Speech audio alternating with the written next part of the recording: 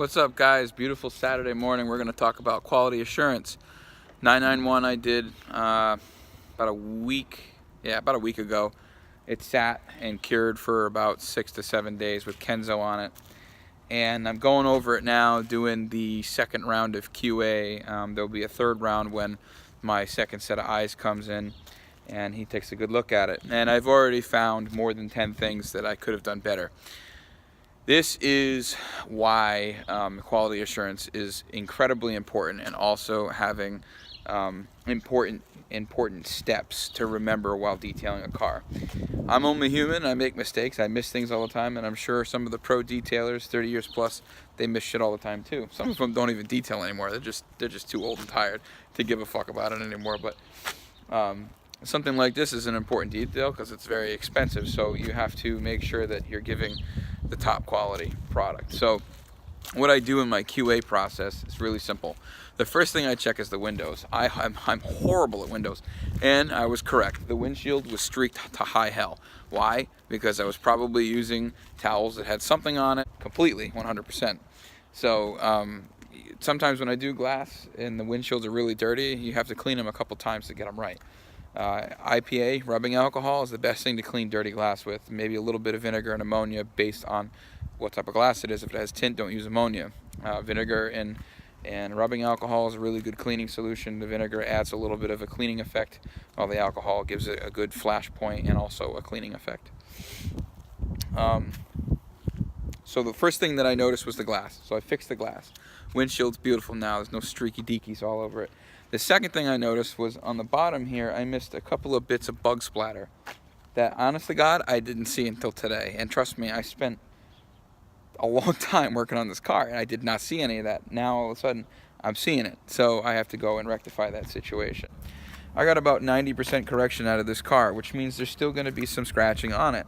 That is something that you have to accept as a detailer. And when you QA the car, make sure your second set of eyes is aware that this is not a 98+% type of correction, especially when you're given a limited hours to do the work, and you're dealing with harder paint. You're dealing with a car that was severely abused, so it's going to take more work, more time, more effort to get the car done. What makes the corrections faster is the products, the pads, the machines, the techniques, the skill.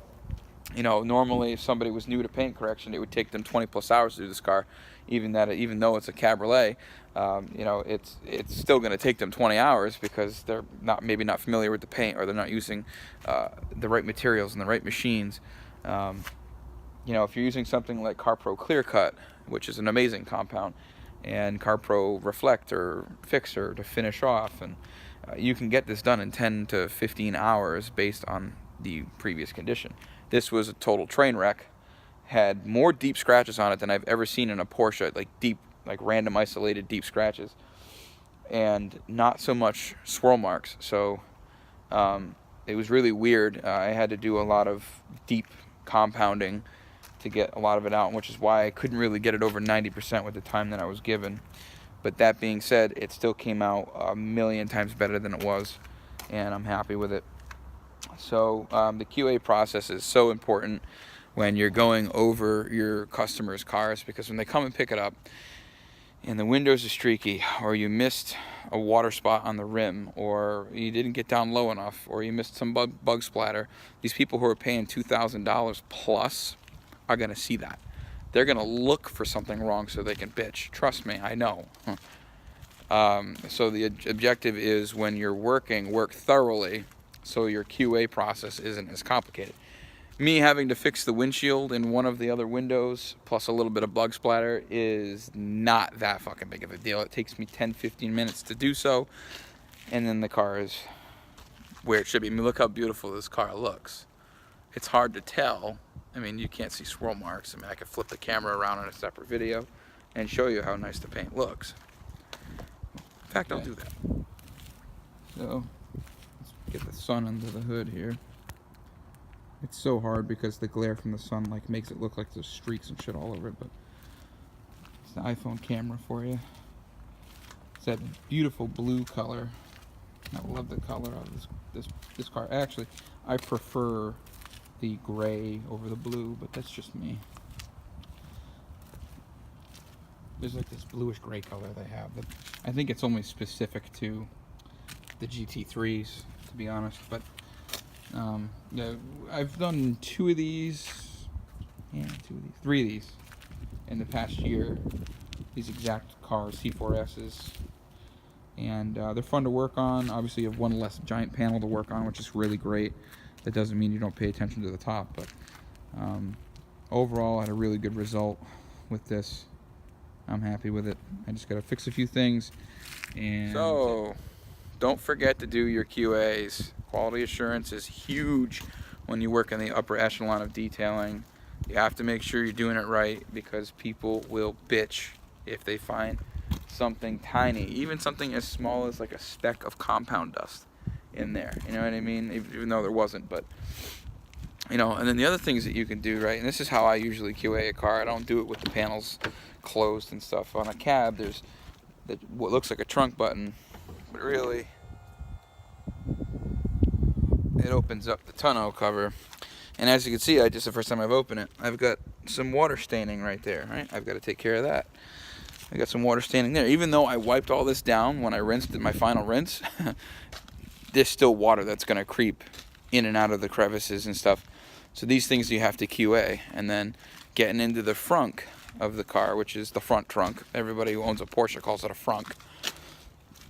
And technically the rear cover, which we would normally call in the United States a hood, is called a bonnet cover in Europe. So I try to stay Porsche correct, and I call it a bonnet cover. So under here, right, check all of the trim for compound sticking, dust. Make sure you dress this, you know, like you want the detail to be complete. They're not just paying for a correction and a coating, they're paying for so much more than that. They're paying for their car to be brought to brand new. You know, this car went from being a used, typical beat-up Porsche to what looks like dealer ready and better.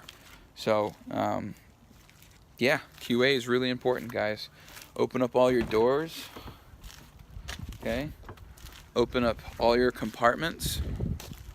Double check and triple check everything. You're not going to deliver a $2,400 job with anything missing. This is important.